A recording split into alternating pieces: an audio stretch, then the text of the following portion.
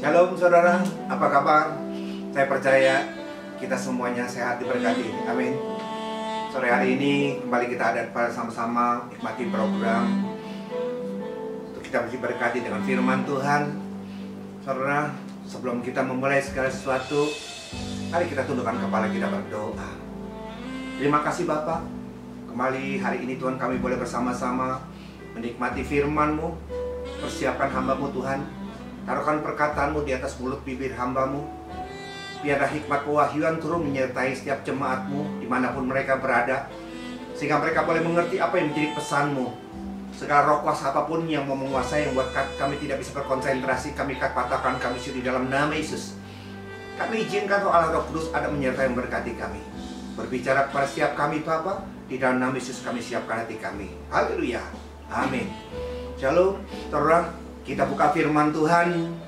Firman-Nya di dalam Yesaya 55 ayat 1 sampai dengan 2. Yesaya 55 ayat 1 sampai dengan 2. Dimanapun saudara berada, kalau saudara bisa membuka firman Tuhan, saya tunggu sampai saudara menemukan ayat Yesaya 55 ayat 1 sampai dengan 2.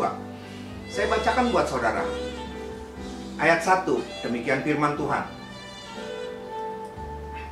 Ayo hai semua orang yang haus, marilah dan minumlah. Dan hai orang yang tidak mempunyai uang, marilah, terimalah gandum tanpa uang pembeli, dan makanlah juga anggur dan susu tanpa bayaran. Ayat 2. Mengapakah kamu membelanjakan uang untuk sesuatu yang bukan roti, dan upah jerih payahmu untuk sesuatu yang tidak mengenyangkan? Dengarkanlah aku, maka kamu akan memakan yang baik, dan kamu akan menikmati sajian yang paling lezat. Luar biasa saudara, ini ayat luar biasa. Lihat yang pertama saudara, ini undangan daripada Tuhan, ajakan daripada Tuhan, dan berkata, hai semua orang yang haus, marilah dan minumlah air. Dan hai orang yang tidak mempunyai uang, marilah, terimalah gandum tanpa bayaran. Kemudian anggur dan susu tanpa bayaran. Saudara, pernahkah saudara diundang untuk makan bersama-sama? Pernah saudara diundang? Sebagai hamba Tuhan seringkali saya mendapat undangan untuk makan bersama-sama. Dengan Pak Surya, saya diundang makan.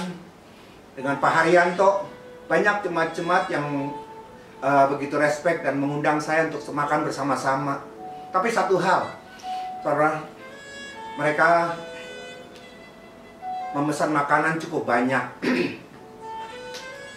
Kita makan sama-sama dan makanannya tidak habis. Saya tidak enak, makanan sudah dibeli, tidak habis. Terpaksa saya makan habis. Tapi mereka berkata, Mulyawan makannya banyak, jadi mereka pesan banyak gitu loh. Jadi saya serba salah, tidak dimakan sayang, dimakan. Katanya Mulyawan makannya banyak. Tapi puji Tuhan lah, pokoknya kalau dapat undangan seperti itu, jangan lupakan undang Mulyawan. Amin, haleluya. Saudara, ini undangan daripada Tuhan. Ini undangan untuk datang, mari makan, minum. Ada gandum gratis, ada anggur gratis, ada susu gratis. Ini disiapkan. Bagaimana responnya? Kalau saudara mendengar ada undangan seperti itu, bagaimana respon saudara? Apakah saudara langsung berkata, ya aku mau? Tetapi berapa banyak mereka yang tidak datang meresponi undangan daripada Tuhan, untuk datang seperjamuan dengan Dia, untuk datang makan bersama-sama dalam pestanya Dia. Kenapa sih? Coba kita mulai merenungkan hari ini. Kenapa orang tidak meresponi kedatangan dari undangan daripada Tuhan? Coba kita buka firman Tuhan. Buka firman Tuhan dalam Lukas 14 ayat 18 sampai dengan 20. Saya minta Pak Surya untuk membantu saya membacakan Lukas 14 ayat 18 sampai dengan 20. Silakan Pak. Lukas 14 ayat 18, demikian firman Tuhan. Tetapi mereka bersama-sama meminta maaf. Yang pertama berkata kepadanya, aku telah membeli ladang dan aku harus pergi melihatnya. Aku minta dimaafkan. Ayat 19, yang lain berkata, aku telah membeli 5 pasang lembu kebiri dan aku harus pergi mencobanya. Aku meminta dimaafkan. 20. Ayat 20. Ya. Yang lain lagi berkata, aku baru kawin, dan karena itu aku tidak dapat datang. Saudara, ini yang terjadi. Undangan pesta diberikan alasan mereka. Coba kita lihat ayat 18. Mereka bersama-sama meminta maaf. Alasannya mereka berkata apa? Aku telah membeli ladang dan aku harus pergi melihatnya. Coba saudara bayangkan. Orang membeli tanah, orang membeli ladang. Tidak mungkin kan kalau tidak mereksa dulu, melihat dulu, kemudian bayar. Tidak mungkin mereka membayar sesuatu, membeli barang sesuatu sebelum mereka melihat. Itu cuma alasan. Lagi juga kedua, namanya sudah dibeli ladangnya. Ladang itu tidak bakalan pergi lari kemana-mana. Kapanpun kita bisa lihat ladang itu. Ini alasan untuk orang itu menolak undangan pesta daripada Tuhan. Yang 19, geng, yang lain berkata, aku telah membeli 5 pasang lembu kebiri. Aku harus pergi mencobanya. 5 pasang lembu kebiri. Aku harus mencobanya. Saudara, kalau harus mencobanya, kenapa harus dibeli dulu? Kalau memang harus mencobanya, biasanya sebelum dibeli, dicoba dulu. Kalau harus mencobanya, itulah alasannya. Dan yang ketiga di dalam ayat 20, yang lain berkata, Aku baru kawin, dan karena itu aku tidak dapat datang. Saudara, ini alasan yang sangat konyol. Orang baru kawin, orang baru nikah, orang baru berumah tangga, biasanya tidak ada kerjaan. Biasanya ada cuti hamil, ada cuti melahirkan. Ini perkawinan, pasti dia punya cuti, dia punya waktu yang kosong, dia tidak punya kerjaan. Karena memang itulah honeymoon-nya, itulah saat-saat mereka menikmati perkawinan, hari perkawinan mereka. Dan ini alasan-alasan yang diberikan oleh orang yang menolak undangan perjamuan di dalam Tuhan kita. Saudara, memang firman Tuhan, kalau kita melihat, kalau kita sebagai Tuhan, Tuhan itu serba salah. Tuhan itu serba salah untuk memberkati saudara atau tidak memberkati saudara. Coba kita lihat di dalam firman Tuhan, Matius 19. Matius 19 ayat 23. Matius 19, 23 sampai dengan 24. Pak Surya. Matius 19 ayat 23 sampai 24. Ya. Demikianlah firman Tuhan. Yesus berkata kepada murid-muridnya, aku berkata kepadamu, sesungguhnya sukar sekali bagi seorang kaya untuk masuk dalam kerajaan surga. Sukar sekali bagi orang kaya untuk masuk dalam kerajaan surga. Terus ayat 24. Sekali lagi aku berkata kepadamu, lebih mudah seekor unta masuk melalui lubang jarum daripada seorang kaya masuk ke dalam kerajaan Allah. Amin. Saudara perhatikan, sukar sekali bagi orang kaya untuk masuk dalam kerajaan Allah. Jadi serba susah. Kalau Tuhan memberkati orang itu dan orang itu akhirnya menjauh daripada Allah, orang itu berdoa untuk minta diberkati, minta sukses dan berhasil. Dan Tuhan tahu kalau orang itu diberkati dan akhirnya lari kemana. Tuhan tahu kalau orang itu sakit dan disembuhkan, akibatnya terhilang. Jadi Tuhan serba salah. Saudara yang kasih Tuhan, hari ini bukan tangan Tuhan kurang panjang dan bukan pendengaran kurang tajam. Sudah siapkah kita diberkati menjadi orang kaya? Sudah siapkah kita diberkati untuk sehat sembuh? Kesiapan kita, Tuhan tahu, bukan apa yang dilihat oleh manusia yang dilihat oleh Tuhan. Tuhan tahu yang dalam yang tidak dilihat oleh manusia. Oleh karena itu, saudara, izinkan saya sebagai hamba Tuhan, saudara, kalau Tuhan memberkati kita dengan kesuksesan keberhasilan, jangan pernah lupakan, jangan pernah lupakan persekutuan kita. Undangan Tuhan, responi dengan baik untuk datang kepada Dia. Jangan sampai hal ini memaksa Tuhan untuk kita akhirnya mengalami hal-hal halangan-halangan yang kita tidak inginkan. Coba kita lihat firman Tuhan di dalam Matius 11 ayat 28. Matius 11 ayat 28. Matius 11 ayat 28, demikian firman Tuhan. Marilah kepadaku semua yang letih, lesu dan berbeban berat. Aku akan memberi kelegaan kepadamu. Firman yang berkata apa? Ini undangan daripada Tuhan. Marilah kepadaku hai engkau yang letih, engkau yang lesu, engkau yang berbeban berat. Aku akan memberikan kelegaan, aku memberikan kelepasan. Saudara, kenapa Tuhan mengundang kita yang letih? Kenapa Tuhan mengundang kita yang lesu, yang sudah berbeban berat? Kenapa Tuhan tidak mengundang kita waktu kita lagi kuat? Kenapa Tuhan tidak mengundang kita waktu kita lagi kaya, lagi sukses, lagi berhasil? Kenapa Tuhan mengundang kita waktu kita letih, lesu, dan berbeban berat? Saudara, Tuhan terpaksa melakukan seperti ini. Karena apa? Waktu kita kuat, waktu kita mampu, Waktu kita hebat, kita tidak pernah akan bisa meresponi panggilan daripada Allah. Karena kita tidak memerlukan semuanya. Kenapa mereka tidak meresponi panggilan Tuhan? Karena mereka berkata, aku tidak butuh, aku tidak perlu. Saudara, kalau kita diundang, seringkali kita berkata, yang undang siapa? Kalau yang undang bos saya, mungkin saya datang. Kalau yang undang ada prospek, saya bisa dapat pekerjaan, saya mungkin datang kepada dia. Atau siapa yang mengundang? Kalau yang mengundang itu orang-orang yang sepertinya tidak membuat saya menguntungkan buat saya, sudah lupakanlah. Saudara, seringkali kita datang, kita berpikir untuk apa kita datang. Kalau sampai kita datang, seringkali rasa harga diri, gengsi. Kenapa kita seperti itu? Kenapa kita seperti itu? Kalau kita datang ke sana, kalau kita berkunjung ke sana, kalau kita meresponi semuanya, apa kata orang nantinya? Oleh karena itu saudara, siapapun kita di tempat ini, ingat satu hal, Tuhan mengundang kita untuk datang.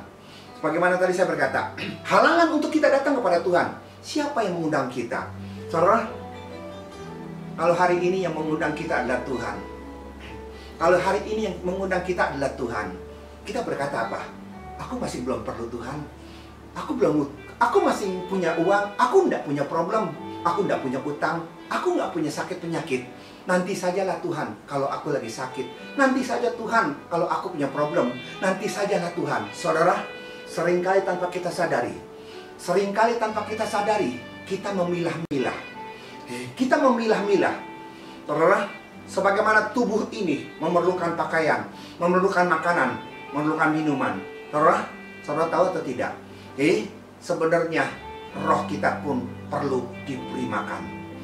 Kita tidak sadar, kita berkata yang paling penting saya bisa cari uang, yang penting kalau saya punya uang, yang penting saya punya pekerjaan, yang penting proyek saya itu lebih dari segala-galanya. Saudara berkata seperti itu, tapi maaf, roh kita perlu juga diberi makan. Persekutuan kita datang kepada Tuhan, membuat persekutuan kita datang kepada Tuhan, membuat roh kita dikenyangkan. Saudara ingat firman Tuhan, Amsal 10:22. Berkat Tuhanlah yang menjadikan kita kaya raya. Jadi kekayaan kuncinya di tangan Dia. Saat kita dipanggil, diundang kepada Tuhan dan datang kepada Tuhan, sesungguhnya roh kita dikuatkan, dikenyangkan dengan perkara-perkara rohani, dengan firman-Nya. Dan disitulah kita ada keseimbangan. Roh kita kuat, daging kita pun kuat. Kita menghadapi dunia ini, kita menghadapi bukan saja dengan perkara-perkara jasmani, tetapi kita datang kepada Tuhan dengan perkara-perkara rohani, dengan kekuatan kemampuan daripada Tuhan, memampukan saudara, memampukan saya, memampukan kita semua menghadapi segala sesuatu. Saudara, ini yang terjadi. Perhatikan saudara, ini seringkali terjadi.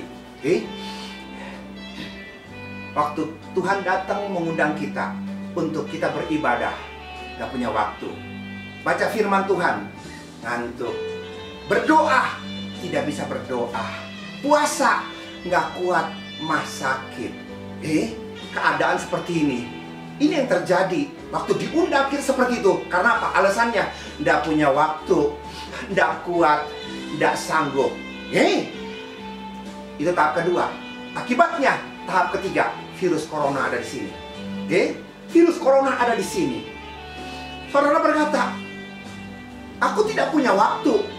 Buat aku tidak penting untuk datang kepada Tuhan. Aku tidak punya waktu. Karena apa? Karena aku akan meeting, akan ada tender, akan ada tagihan, akan ada pekerjaan, akan ada proyek. Aku tidak punya waktu untuk membaca firman. Aku tidak punya waktu untuk baca Alkitab. Aku tidak punya waktu untuk berdoa. Aku tidak punya waktu untuk puasa. Aku jadi lemes. Saudara, ini yang terjadi.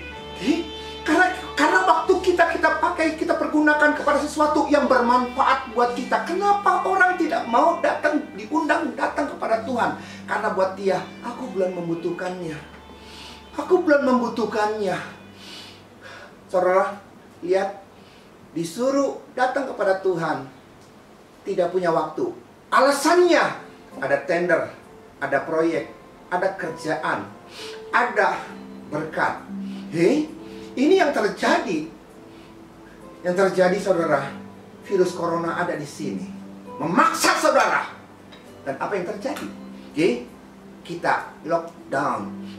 Begitu pemerintah memaksa segala sesuatu, saudara harus ada di rumah.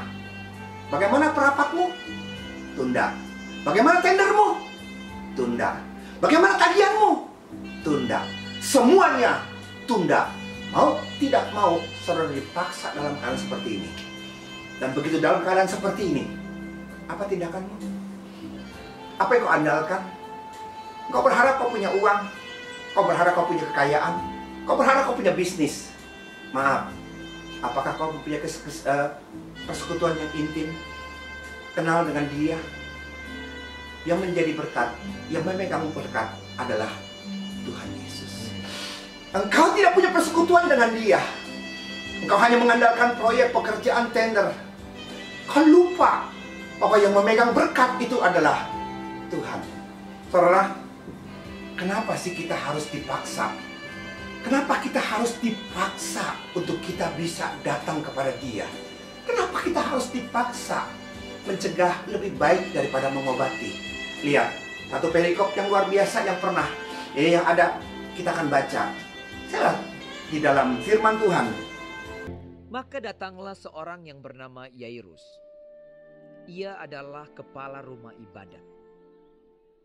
Sambil tersungkur di depan kaki Yesus, ia memohon kepadanya supaya Yesus datang ke rumahnya. Karena anaknya perempuan yang satu-satunya, yang berumur kira-kira 12 tahun, hampir mati. Dalam perjalanan ke situ, Yesus didesak-desak orang banyak. Saudara, firman Tuhan berkata, Yairus anaknya sakit dan hampir mati. Dia datang kepada Tuhan dan minta Tuhan mendoakannya. Saudara, tidak kebetulan Yairus datang ke sana. Yairus kepala rumah ibadat. Kalau dia tidak tertekan, kalau dia tidak terpaksa karena anaknya sakit, kalau masih punya alternatif untuk dia pergi ke dokter atau alternatif yang lain, tabib, dia akan pergi ke sana. Mereka tidak siap, mereka tidak sanggup, dan mereka angkat tangan. Dan disinilah Yairus harus ngambil keputusan. Dia butuh kesembuhan untuk anaknya, tapi di pihak lain dia kepala rumah ibadat. Yang di mana adalah aliran Tuhan Yesus dan aliran mereka itu berbeda. Dia harus ngambil sikap. Dan di sini dia berkata, dia tidak peduli. Dia akan menjadi kepala rumah ibadat atau dia akan dilengsarkan. Tapi yang dia perlukan adalah dia butuh anaknya sembuh. Dia datang ke sana.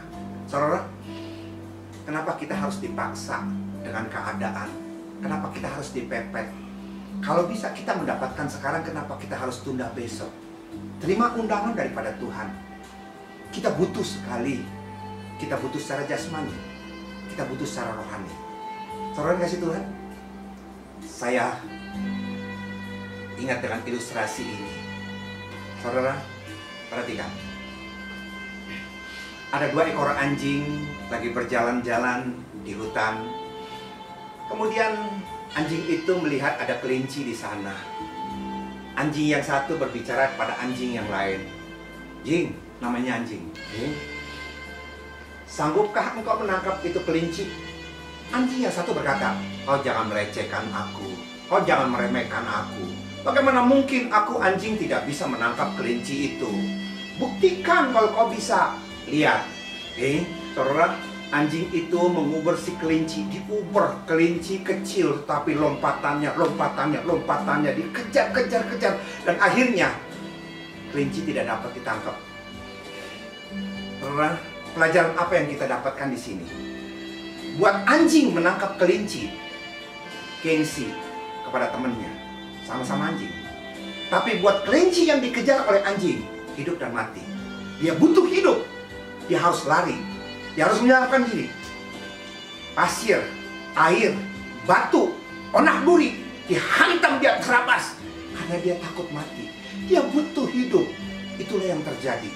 Kalau anjing karena gengsi terhadap temannya untuk membuktikan bahwa dia mampu, dia tidak sungguh-sungguh seperti kelinci. Saudara, hari ini mungkin kita dipaksa oleh karena keadaan virus corona. Hari ini kita baru menyadari kekuatan kita, kehebatan kita. Dokter, obat yang begitu canggih terbatas. Yang bisa menyelesaikannya hanya Tuhan. Oleh karena itu, hari ini tangan Tuhan masih terbuka. Mari kepadaku, engkau yang letih, engkau yang lesu, engkau yang berbeban berat. Mari ada minuman, mari ada makanan, mari ada anggur, mari ada susu, mari semuanya dapat kita nikmati tanpa dipungut bayaran. Responi panggilan Tuhan.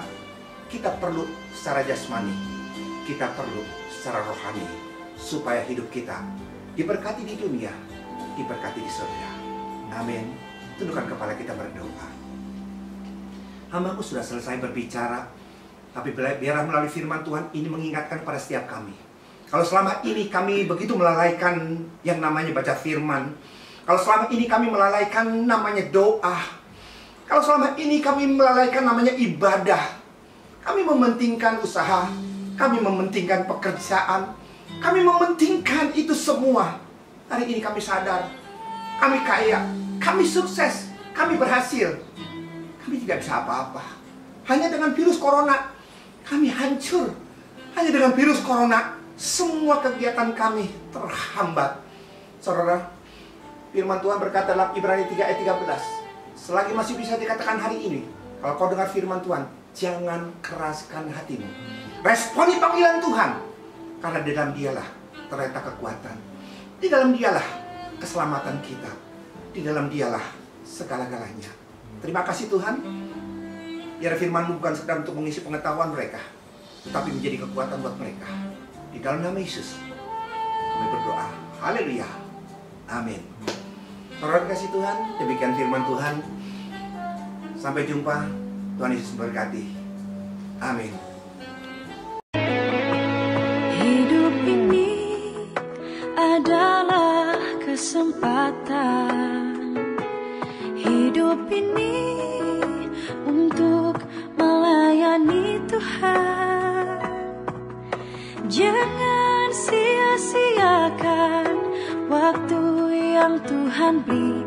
Hidup ini harus jadi berkat.